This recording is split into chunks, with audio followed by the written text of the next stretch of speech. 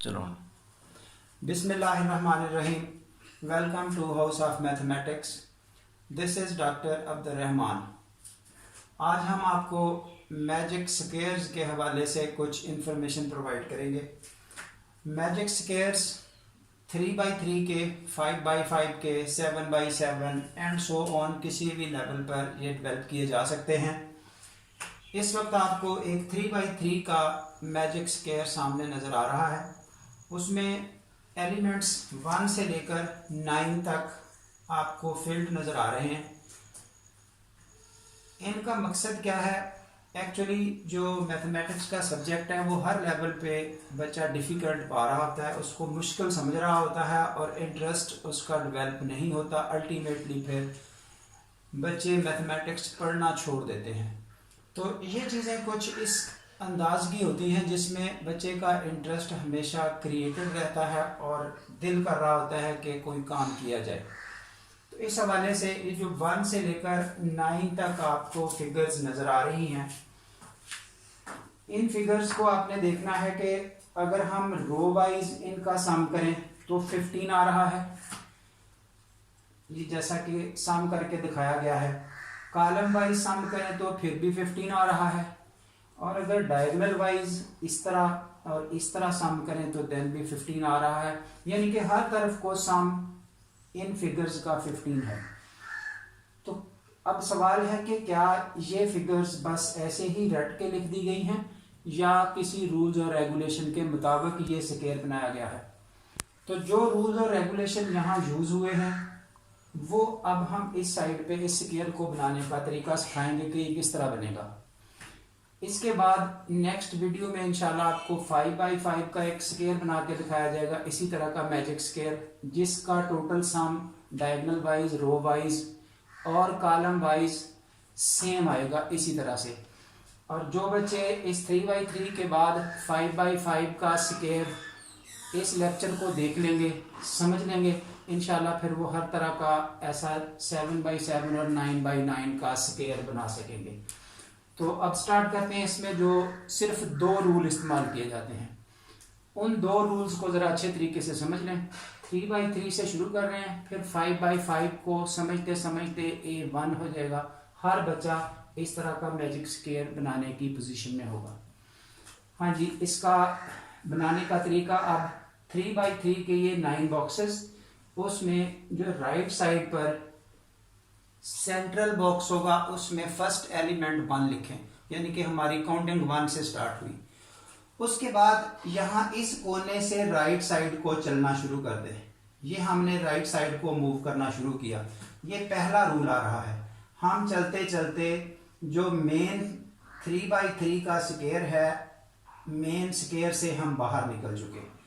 बाहर निकलेंगे तो बाहर निकाल के जो अगला नंबर है 1 के बाद वो है 2, वो वहां फिल कर दिया गया। रूल नंबर 1, ये 2 जब हम बॉक्स से बाहर निकल जाएंगे मेन बॉक्स से, तो उस नंबर को हमने उसी रो में या उसी कॉलम में सबसे लास्ट पे लिखना है। यानी कि इस रो नंबर 3 का लास्ट एंड ये आ गया, तो एक्चुअली यहाँ पर ये 2 आएगा। उसके बाद यहाँ से फिर राइट साइड को मूव करना शुरू किया, उसी तरतीब से मूव करते करते फिर उसी रूल के मुताबिक जो रूल हमने अभी डिस्कस किया बाहर निकल चुके। तो अगला नंबर 3 आ गया। अब इस 3 को कहाँ होना चाहिए? एक्चुअली इस 3 को इस कॉलम में टॉप पर, यानी कि एंड पर। तो ये 3 यहाँ आ चुका। उसके बाद फिर वही तरतीब कंटिन्यू है, हम राइट साइड को उसी तरह से मूव कर रहे हैं। मूव करते करते अब आपको रूल नंबर 2 समझना है। यहाँ पर जब हम राइट साइड को मूव कर रहे हैं तो आगे हमें एक बॉक्स पहले ही फिल्ड नजर आ रहा है, 1 पहले ही वहां पर मौजूद है। तो ऐसी सिचुएशन में क्या करना है? 3 के बाद जो अगला नंबर 4 है वो कहाँ पुट करना है? वो इस 3 के जस्ट 1 स्टेप लेफ्ट पे। तो इसका 1 स्टेप जब लेफ्ट करेंगे तो यहां पर आ गया 4। कंटिन्यू करते हुए फिर 4 से आगे बढ़े, उसी तरह राइट कोने को चलते चलते तो नेक्स्ट का जो बॉक्स है वो खाली है, वहां पर आप अगला नंबर 5 फिल कर देंगे। फर्दर मूव करते करते अगले बॉक्स पे गए तो वहां से फिर खाली बॉक्स है 6 फिल कर देंगे। फिर आगे बढ़ते जा रहे हैं, अब हमें फिर से ये बॉक्स राइट साइड को फिल्ड मिला। ये रूल नंबर 1 के बाद जो रूल नंबर 2 बताया गया कि अगर कोना आगे से फिल मिले, बॉक्स फिल मिले, तो रूल नंबर 2 क्या है, 1 स्टेप लेफ्ट। तो 1 स्टेप लेफ्ट जब यहां आएंगे तो यहां 7 आ गया। अब फिर 7 से मूव करते हुए राइट को गए, राइट को जाते जाते हम वंस अगेन उस मेन बॉक्स से, मेन 3x3 के स्क्वायर से बाहर जा चुके। तो वहां पर 7 से अगला नंबर 8 लिखा गया। तो रूल नंबर 1 क्या था, अगर हम बाहर निकल जाए तो इसको बिल्कुल एंड पर, अब इसका एंड इसके सामने टॉप मोस्ट 8 एक्चुअली यहां होना चाहिए था, वहां फिल कर दिया। फिर उसी तरह मूव किया, बाहर निकल गए, बाहर निकलने के बाद नंबर 9 लिखा। तो जब बाहर निकल गए 9 को यहां नहीं बल्कि इस रो में एंड पे होना चाहिए, तो ये रहा 9। जब ये तमाम स्क्वायर्स जो सब बॉक्सेस हैं फिल हो गए तो आपका ये मैजिक स्क्वायर कंप्लीट है। ये वही है जो डायग्राम आपको इधर पहले लिखी हुई नजर आ रही थी, ये आपको बना के दिखा दी है कि किस तरह से हमने मैजिक स्क्वायर डेवलप किया।